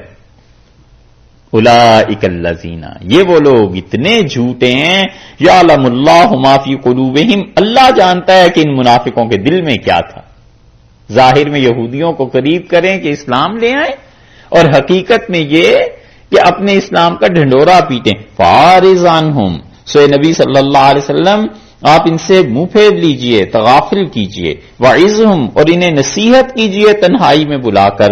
وقل لہم فی انفسہم قولا بلیغا، اور ان کے حق میں جو کام کی بات ہے نا بس وہ کہہ دیں. وما ارسلنا من رسول، اور لوگوں کوئی رسول ہم نے بھیجا ہی نہیں ہے مگر اسی لیے کہ الا لیطاع، کہ اس کا حکم مانا جائے، باذن اللہ، اللہ کے حکم سے۔ اللہ کا حکم ہے کہ میرے رسول صلی اللہ علیہ وسلم کا حکم مانو۔ وَلَوْ أَنَّهُمْ إِذ ظَّلَمُوا أَنفُسَهُمْ، اور جب ان لوگوں نے اپنی جان پر ظلم کر لیا تھا تو پھر کیا برا تھا، جاؤ کہ آپ کے پاس آتے، فاستغفر اللہ، اللہ سے معافی مانگتے، اللہ سے بخشواتے، واستغفر لهم الرسول، اور رسول اللہ صلی اللہ علیہ وسلم ان کے لیے دعا کرتے، لوجد اللہ توابا رحیما، اللہ کو پاتے بڑا مہربان، بڑا توبہ قبول کرنے والا۔ فلا وربک، سو قسم ہے ہمیں، وربک، اور تیرے پروردگار کی قسم، لا یؤمنون، کوئی شخص ایمان والا نہیں ہو سکتا، حتی یحکموکا، یہاں تک کہ آپ کو قاضی اور آپ کو فیصلہ کن سمجھے، فیما شجر بینہم، جو جھگڑے ان کے آپس میں پیش آتے ہیں، اور پھر یہی نہیں، ثم لا یجدوا فی انفسہم، اور پھر یہ اپنے جی میں ان فیصلوں کے سننے کے بعد حرجن، کوئی اپنے دل میں بھی تنگی نہ لائیں آپ کے فیصلے سے، بما قضیت، جو آپ فیصلہ ان کے متعلق کر دیں، وَيُسَلِّمُوا تسلیما، اور یہ بھی نہیں بلکہ مکمل طور پر تسلیم کریں گے، تب یہ مومن ہیں۔ یہ آیات اللہ نے نازل کی اس بشر منافق کے بارے میں، اور قتل وہ تو خون ویسے ہی ہو گیا تھا ختم، اوپر سے یہ بات تھی کہ اونٹ دیں اور پیسے وہ بھی ہٹا دیے گئے، کہ منافق نہیں، یہ تو کافر تھا، یہ تو رسول اللہ صلی اللہ علیہ وسلم کے حکم پہ نظر ثانی کروانے چلا تھا کہیں اور مومن انسان، اللہ نے بتایا مومن وہ ہیں، تو جب کافر ہوا تو اس کے خون کا کیا پیسے دینے ہیں، اور اس کے خون کا دیت کیا دینی ہے، 100 اونٹ، کچھ نہیں ہوا۔ حضرت عمر رضی اللہ عنہ کی طرف سے اللہ نے یہ باتیں نازل فرما دی، اس لیے یہاں سے شروع کیا اللہ تعالی نے کہ الم ترى، کیا غور نہیں کیا، کیا آپ نے دیکھا نہیں، آج جو ہے نا استفہام کا ہے، یعنی کیا ایسے نہیں ہوا، آپ نے غور نہیں فرمایا، الی الذین یزعمون، ان لوگوں کے رویے کی طرف، یزعمون جو یہ گمان کرتے ہیں، زوم جو ہے وہ آتا ہے عربی زبان میں حق اور باطل دونوں کے لیے، گمان، حق کو سچ و باطل، لیکن قرآن کریم میں ہر جگہ پر یہ زوم جن کا ہوتا ہے نا، جن کی طرف نسبت ہوتی ہے کہ انہوں نے زوم کیا، انہوں نے خیال کیا، قرآن پاک میں ہر جگہ انہی کے متعلق آیا ہے جہاں پر ناحق گمان ہے، جہاں گمان کرنے والوں کی مذمت کی گئی ہے نا، کہ یہ زوم کرتے ہیں، یعنی یہ خیال کرتے ہیں، زوم کا ترجمہ تو خیال سے کر لیجئے، دعوے سے کر لیجئے، دعویٰ کرتے ہیں، تو دعویٰ حق اور باطل دونوں کا ہو جاتا ہے، اس لیے عربوں میں بھی زوم حق اور باطل دونوں کے لیے استعمال ہوتا ہے دعوے کا، لیکن قرآن نے خاص طور پہ یہ زوم دعویٰ جو ہے ان لوگوں کے لیے بیان کیا ہے، یہ لفظ جن کی مذمت کرنی ہوتی ہے اللہ تعالیٰ کو۔ الم تر الی الذین یزعمون، آپ نے دیکھا نہیں جو لوگ دعویٰ کرتے ہیں کہ انہم آمنوا بما انزل الیک، وہ ایمان لائے اس چیز پر جو آپ کی طرف نازل کی گئی ہے، قرآن پاک پر ایمان کو وہ دعویٰ کرتے ہیں، حتمی بات کرتے ہیں، اپنا فخر یعنی اپنے لیے مانتے ہیں کہ قرآن پہ ہم ایمان لائے۔ اس سے معلوم ہوتا ہے کہ قرآن پاک پر ایمان لانا حقیقت میں اگر نصیب ہو کتنی بڑی نیکی ہے، کہ اللہ نے ان کے لیے یہ جملہ دہرایا ہے کہ ان کا دعویٰ یہ ہے، وما انزل من قبلک، اور جو چیز آپ سے پہلے نازل کی گئی اس پہ ایمان کا دعویٰ کرتے ہیں۔ اور اس آیت سے یہ بھی پتہ چلتا ہے اتنے ٹکڑے سے کہ چونکہ معاملہ مقدمے کا آ گیا نا، تو مقدمے میں فیصلہ تو قانون نے کرنا تھا، اور قانون قرآن ہے، تو اس لیے اللہ تعالیٰ نے یہ نہیں کہا کہ وہ یہ دعویٰ کرتے ہیں کہ اللہ اور آخرت پر ایمان لائے۔ عام طور پہ یہ آتا ہے نا کہ اللہ اور آخرت پر ایمان، اللہ تعالیٰ نے کتاب کی بات کر دی کہ اس کتاب کو ماننے کا دعویٰ ان کا ہے، اور اسی طرح اس کتاب سے پہلے جو کتابیں نازل ہوئی ہیں اس کو بھی کہتے ہیں ہم سب مانتے ہیں، لیکن جب عملی زندگی آتی ہے تو یریدون ان یتحاکموا الی الطاغوت، چاہتے ہیں کہ ان کے فیصلے کون کریں، چاہتے ہیں کہ اپنا قضیہ لے جائیں شیطان کی طرف۔ یہ ہے منافقت، کہ انسان بجائے اللہ کے قانون کو ماننے کے کسی اور قانون کو ماننے لگے، یہ شرک کی قسموں میں سے ایک قسم ہے۔ اس لیے اللہ کے علاوہ جو باقی قوانین ہیں مجبوری کے درجے میں آدمی کو ماننے پڑتے ہیں کہ کافروں کے ملک میں رہتا ہے یا مسلمانوں کے ملک میں بھی رہتا ہے تو اب مجبوری کے درجے میں ماننے پڑتے ہیں، وگرنہ جہاں تک ہو سکے دل میں یہ نفرت رہنی چاہیے کہ اللہ کاش تیرے قانون کے مطابق فیصلہ ہو جاتا، ہم اس سے بری ہیں، بیزار۔ یہ ہے شرک اللہ کے ساتھ قانون میں، اس کی اطاعت میں۔ کبھی بھی نہ مانے غیر مسلموں کے ان فیصلوں کو جو شریعت کے خلاف ہو جاتے ہیں، کبھی بھی شریعت کے خلاف بات کو نہ ماننے۔ بس اتنا ہی ہے کہ مجبوری ہے، خدا بندہ کیا کرے، کدھر جائیں؟ ہزاروں مقدمے مال کے ہوتے ہیں، زمینوں کے ہوتے ہیں، اور اسی طرح طلاق کے ہوتے ہیں، اسی طرح اور بھی سی چیزیں ہیں جو اب اسلامی ممالک میں بھی قانون غیر اسلامی، سود کے مسئلے ہیں۔ دنیا میں کوئی ایک ملک ایسا نہیں ہے جس کے متعلق یہ کہا جائے کہ وہاں کی معیشت سود سے پاک ہے، جائیں کہاں؟ مر جائیں، یہیں رہنا ہے جب تک کہ اللہ کو منظور نہ ہو کوئی اور چیز، تو دل سے کبھی نہ مانے تاکہ اس سے نفرت اور بیزاری کا جذبہ قائم رہے، یہ دل میں رہے کہ اللہ آپ کا قانون اصل ہے، میں تو اسی کی اتباع کرتا، لیکن یہاں اس کا کوئی حل نہیں۔ اس لیے فرمایا کہ وما انزل من قبلک یریدون ان یتحاکموا الی الطاغوت، اور یہ چاہتے ہیں کہ فیصلے کس سے کرائیں؟ طاغوت سے۔ طاغوت سے کعب بن اشرف مراد ہے، جو یہودی تھا، اسی حال میں وہ قتل ہوا، اس کے پاس لے جائیں۔ اور یہ ایسا ظالم یہودی تھا کہ سود پہ پیسے دیتا تھا، سود پہ اپنا اسلحہ دیتا تھا، اور رہن رکھوا دیتا تھا چیزیں کہ فلاں چیز رہن رکھ لو، میرے پاس رہن رکھ دو اور یہ چیز لے جاؤ، اتنے پیسے لے جاؤ۔ اور یہاں تک کہ اہل مدینہ کے بچوں کو، بیویوں کو رہن رکھوا لیتا تھا۔ غریب لوگ تھے، مجبور تھے مشرکین اس وقت، کئی ایک مدینہ منورہ میں بیویاں اپنی اس کے پاس چھوڑ جاتے تھے کہ یہ رہن رکھ لو اور اتنے پیسے دے دو، اور یہ یہودی اس پہ پیسے لے لیتا تھا۔ یہ سب چیزیں ایسی تھیں، اسی لیے اللہ تعالی نے اس کو طاغوت کے لفظ سے یہاں تعبیر فرمایا ہے۔ تو ہر وہ حکمران جو اللہ کے قانون کے مطابق فیصلے نہیں کرتا، مفسرین کہتے ہیں وہ اسی ضمن میں آتا ہے کہ وہ شیطان، جبکہ اللہ کا قانون اس تک پہنچ بھی چکا اور واضح بھی ہو چکا، تو پھر کیوں نہ اس کے مطابق فیصلے کریں؟ اس لیے فرماتے ہیں کہ یتحاکموا الی الطاغوت، اور وہ کیا ہے؟ طاغوت کو اپنا منصف بنانا چاہتے ہیں، اس کی طرف، شیطان کی طرف قضیہ لے کے جاتے ہیں۔ وقد امروا ان یکفروا بہ، حالانکہ انہیں حکم یہ دیا گیا تھا، حکم ہو چکا ہے کہ اس سے منکر ہو جائیں۔ یہ ہے وہ چیز کہ اس سے منکر ہو جائیں، دل میں نفرت ہونی چاہیے، کم سے کم اتنا تو ہو کہ دل میں نفرت ہونی چاہیے کہ ہم ان چیزوں کو نہیں مانتے۔ امروا ان یکفروا بہ، انہیں حکم دیا گیا ہے کہ مت مانے ان چیزوں کو۔ وَيُرِيدُ الشَّيْطَانُ، اور شیطان یہ چاہتا ہے۔ یہ جو واو ہے نا، اس کا عطف جا کر پڑ رہا ہے پیچھے جو آپ نے پڑھا ہے نا یریدون، اس آیت کے بالکل آغاز سے اگر دیکھیں گے تو یہ آیا ہے نا یریدون ان یتحاکموا الی الطاغوت، یہ چاہتے ہیں کہ اپنا قضیہ، اپنا مقدمہ لے کے جائیں طاغوت کے پاس، یہ اور وَيُرِيدُ الشَّيْطَانُ، اور شیطان یہ چاہتا ہے۔ یہ واو کا عطف وہاں جا کر پڑتا ہے، اس کا مطلب ہے وہ بھی یہ چاہتے ہیں اور یہ بھی یہ چاہتا ہے،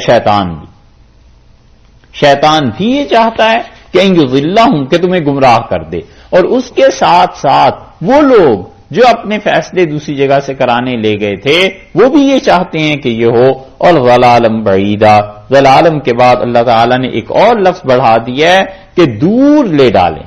بعید کہتے ہیں نا دور کو، قریب کے مقابلے میں دور آتا ہے، قریب اور بعید، تو اس لیے فرمایا کہ ان یضلہم ضلالم بعیدا، کہ وہ ان کو بہکا کر دور لے جائے، کیونکہ شیطان جو فیصلے کرے گا، اور اسی طرح تعالی شانہ کے فیصلوں کے خلاف کافر حکمران جو فیصلے کریں گے، وہ یا مسلمان حکمران ہیں لیکن فیصلے کافروں والے وہ کرتے ہیں، وہ کون سا کوئی مسلمانوں کی فلاح اور بہبود کے ہوں گے؟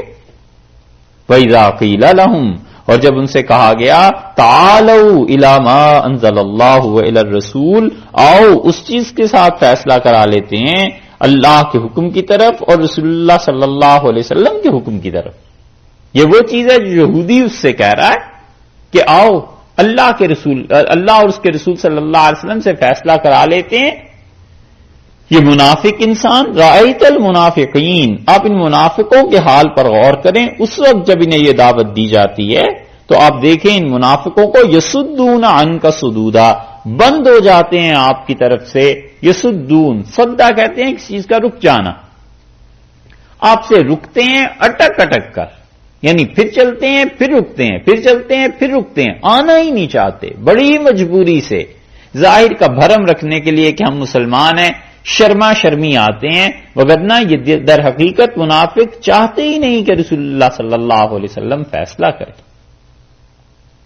اتنا شدید لب و لہجہ اور رویہ ہے اللہ تعالی کا کہ مسلمان اور رسول اللہ صلی اللہ علیہ وسلم کے فیصلوں کو نہ مانیں اور ان کے قوانین اور حضرت صلی اللہ علیہ وسلم کے فیصلے اور اللہ کی کتاب کے خلاف قوانین ان کے ملکوں میں چلیں. سوچنا چاہیے. اللہ نے منافقین کے متعلق کہا ہے کہ رأیت المنافقین یصدون عنک صدودا، اور ان منافقوں کو دیکھو کہ یہ رک رک کے آپ کی طرف آتے ہیں. اور یہ بالکل ٹھیک وہ چیز ہے جب مغل سلطنت کا زوال ہوا اور مغلوں کے زوال کے بعد انگریز اتنے شاطر، اتنے چالاک تھے. وہ کیسے پورے ہندوستان کو ایک دم سے اکھیڑ سکتے تھے، کیسے پورے ہندوستان پہ قبضہ ہو جاتا. انہوں نے ہر عدالت میں مفتی بھی بٹھا دیا اور اپنا حاکم بھی بٹھا دیا. انہوں نے کہا جی یہ شہر کے مفتی ہیں، آپ اپنا فیصلہ ان سے کرا لیں یا ہمارے قانون کے مطابق کرا لیں، جیسے آپ کی مرضی. بڑے بڑے نواب، جاگیردار، وڈیرے، وہ جب گئے عدالتوں میں تو پتا تھا کہ اگر شرع کا فیصلہ ہوا تو ہمارے خلاف جائے گا. انہوں نے کہا جی ہم انگریزوں کے قانون پہ فیصلہ کرائیں گے، انگریزوں کا قانون بس ہمیں منظور ہے. اور خاص طور پہ نوابوں نے ریاستوں کی جو تقسیم تھی وہ انگریزوں سے کرائی، اور انگریزوں کے قانون میں ان کے بیٹوں کو حصہ ملا اور بہت سی مراعات مل گئیں. قانون کون سا انگریزوں نے اپنے ملک میں نافذ کرنا تھا، وہ تو وہاں نافذ کرنا تھا نا جس میں زیادہ سے زیادہ کریڈٹ ان لوگوں کو پہنچے جو لوگ ان کے ہاں فیصلے کرانے آتے ہیں. اسی وجہ سے اس وقت کے مفتیوں نے کہا کہ جو شرعی قانون کے خلاف اس عدالت میں جا کے فیصلہ لیتا ہے وہ مرتد ہو جائے گا. لیکن کون سنتا تھا فتوے. انہوں نے فیصلے وہیں سے جا کے کرائے اور انہوں نے اپنی جاگیروں کو، سب چیزوں کو محفوظ رکھا. کب تک؟ اب پتا چلتا ہوگا جب قبروں میں پہنچے ہوں گے، اللہ کے حضور پہنچے ہوں گے، تو اب پتا چلتا ہوگا کہ مسلمانوں کا نظام تباہ کر کے اور انگریزوں کے پاؤں اس طرح ہندوستان میں جموا کے انہوں نے کیا کام کیے اور کیا کمایا اس سے. یہ ہیں چیزیں. دلی میں مفتی صدر الدین صاحب رحمۃ اللہ علیہ تھے، اور مفتی صدر الدین بڑے قابل آدمی تھے. ایسے آدمی تھے، شاہ عبد العزیز صاحب محدث دہلوی رحمۃ اللہ علیہ کہتے تھے کہ مجھ میں جو صلاحیتیں تھیں، فرماتے تھے میری صلاحیتوں میں سے ایک حصہ حکمت اور فلسفہ اور ان چیزوں کا یہ فلاں آدمی لے گیا، اور ایک چیز حصہ جو تھا مجھ میں دینیات کا، شریعت کی باتوں کا، قرآن کا، حدیث کا، یہ مولوی اسماعیل لے گئے. اور فرماتے تھے فقہ کی جو باتیں میں کرتا ہوں یہ مجھ سے مفتی صدر الدین لے گئے. اور مفتی صدر الدین صاحب رحمۃ اللہ علیہ نے فتوے کا عہدہ قبول کر لیا، انگریزوں کی عدالت میں چلے گئے اور وہ بیٹھ کے فتویٰ دیتے تھے. لوگ اپنے کام ان کے پاس لے جاتے تھے. لیکن شاہ عبد الغنی صاحب مجددی رحمۃ اللہ علیہ اور دہلی کے علماء، بڑے بڑے اچھے علماء، وہ مفتی صدر الدین صاحب کے یہاں آ کے کھانا تک نہیں کھاتے تھے. کہتے تھے مفتی صاحب آپ کا پیسہ ہم نہیں جائز سمجھتے، یہ چھوڑ دیں. انگریزوں نے آپ کو اسی لیے رکھا ہے کہ مسلمان آئیں اور ادھر نہ آئیں، ادھر چلے جائیں تو مرتد ہو جائیں. اور مفتی صدر الدین صاحب رحمۃ اللہ علیہ کئی بار ان چیزوں پہ روتے تھے اور کہتے تھے کہ میرے پاس آؤ اور میری مدد کرو. نہیں جاتے تھے مسلمان. شاہ عبد الغنی صاحب مجددی رحمۃ اللہ علیہ ایک دن ان کی نوکرانی کوئی خاندانی چلی آتی تھی بوڑھی، اور ان کی بیٹی کو لے کے گلی میں کھڑی تھی اور رو رہی تھی بیٹی بہت زیادہ. تو مفتی صدر الدین صاحب رحمۃ اللہ علیہ کی سواری گزری تو مفتی صاحب نے روکا اور کہا یہ حضرت کی بیٹی نہیں، شاہ عبد الغنی صاحب کی. ان کا حضرت کی بیٹی ہے. کہا کیا ہوا؟ ان کا کیا بتائیں، 2 دن سے فاقہ ہے گھر میں اور دودھ کے لیے پیسے نہیں ہیں اور رو رہی ہے یہ. تو مفتی صدر الدین صاحب گئے اور جا کر اس زمانے میں 1000 روپیہ بھجوایا اور حضرت کو لکھا کہ حضرت یہ پیسے بھجوا رہا ہوں اور یہ جائیداد کی کمائی ہے جو والد صاحب کے ذریعے وراثت میں ملی تھی، بالکل حلال اور پاک ہے، اور جو انگریز تنخواہ دیتے ہیں وہ نہیں. شاہ عبد الغنی صاحب رحمۃ اللہ نے لکھ کے بھیجا کہ مفتی صاحب میں تو آپ کی اس کمائی کو بھی جائز ہی سمجھتا ہوں جو آپ عدالت سے لیتے ہیں، صحیح فیصلے کرتے ہیں مسلمانوں کے، مگر طبیعت ایسی ہے نہیں. پیسے واپس بھجوا دیے اور تحقیق کی کہ مفتی صاحب تک یہ خبر پہنچی کیسے. تو اس نے بتا دیا کہ میں نے حضرت ایسے گزرے تھے، تو بتایا، اس کی چھٹی ہو گئی اور فرمایا کہ ہم ایسے آدمی کے ساتھ رہ ہی نہیں سکتے جو ہمارے گھر کی بات کہیں اور پہنچا. اتنے متقی لوگ بھی تھے اور مفتی صاحب اس کے باوجود ان کا کلام پڑھنے سے تعلق رکھتا ہے. بڑے اچھے شعر کہیں انہوں نے. اچھا چلو کہیں اور چل پڑیں. ارے نہیں، اور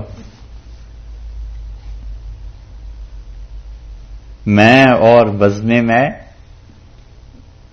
میری تھی کیا مجال،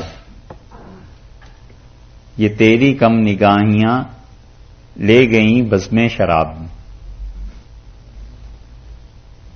نہیں، یہ شعر وزن پورا نہیں اتر رہا، لیکن بہرحال مفتی صاحب کے شعر بہت بہت ٹاپ کے، ان کتابیں بھی ایسی لکھی. اچھا چلو یار ادھر چلتے ہیں. کہاں پہنچے تھے؟ 61 پہ. ہاں، رأیت المنافقین یصدون عنک صدودا. اور ان منافقوں کو دیکھیے آپ کے پاس آتے ہیں اٹکتے اٹکتے، رکتے ہیں بہت زیادہ، چاہتے ہی نہیں کہ آپ کے پاس آئیں، شریعت کے فیصلے بالکل نہیں چاہتے. اب تک یہ اثر ہے مسلمانوں میں. آپ ہمارے یہاں سندھ میں چلے جائیں، حالانکہ ہمارے یہاں وراثت کے قوانین عام طور پر شریعت کے مطابق ہمارے ملک میں الحمدللہ وراثت اسی طرح تقسیم ہوتی ہے. کبھی نہیں جاتے سندھ کے وڈیرے وراثت کے قوانین میں، وہ اپنے یہاں خود ہی زمینوں پہ حکمران ہیں، خود ہی زمینیں اپنے بیٹوں کو دیتے ہیں. وراثت کو اس لیے نہیں چلنے دیتے کہ داماد کے پاس زمین چلی جائے گی، بیٹیوں کے پاس چلی جائے گی تو یہ سارا نظام ختم ہو جائے گا. بہت سی چیزیں ایسی. ہمارے یہاں یہ طے ہو گیا تھا کہ 10 سال میں پورے ملک کا نظام اسلام کے مطابق کر دیں گے، اور حکمران پھر ایسے آ گئے فوجی کہ انہوں نے اس شک کو تو اڑا دیا اور پھر اسلام کے نام پہ وہ کچھ کیا جو اب کیا بتائیں. رأیت المنافقین یصدون عنک صدودا. اور ان منافقوں کو دیکھیے اٹکتے ہیں، رکتے ہیں، آپ کی طرف نہیں آتے. فکیف اذا اصابتهم مصیبۃ. سو کیا حال ہوگا جب ان پر مصیبت پڑی، وہ جو مصیبت ان کے پاس آئی ہے. آپ دیکھیں ذرا پھر وہ کیسے ہو جب ان کو مصیبت وہ پہنچے بما قدمت ایدیہم، جسے ان کے ہاتھوں نے کمایا ہے، جو خود اپنے ہاتھوں سے آگے بھیجی ہے مصیبت. یہ ہے نا قتل. یہاں مصیبت سے مراد قتل ہے کہ وہ جو قتل ہو گیا ہے حضرت عمر رضی اللہ عنہ نے کیا ہے، وہ عمر رضی اللہ عنہ نے نہیں کیا، یہ تو اپنے ہاتھوں کی کمائی ہوئی ہے کہ ان کے پاس لے گئے تھے اور انہوں نے کہا حضور اقدس صلی اللہ علیہ وسلم فیصلہ فرما دیں اور اس پہ میں نظر ثانی کر لوں. تو جو ان کا فیصلہ نہ مانے اس کی بس یہی ہے سزا کہ اسے اڑا دو. تو انہوں نے اسے قتل کر دیا. بما قدمت ایدیہم، جو ان کے ہاتھوں نے خود مصیبت کھڑی کی ہے. ثم جاؤک، اور پھر آپ کے پاس آتے ہیں یحلفون باللہ، قسمیں اٹھاتے ہوئے اللہ کی. یحلفون باللہ کا مطلب یہ ہے کہ یہ لوگ قسمیں کھاتے ہیں، اللہ تعالی کا نام لے کے قسمیں کھاتے ہیں اللہ کی.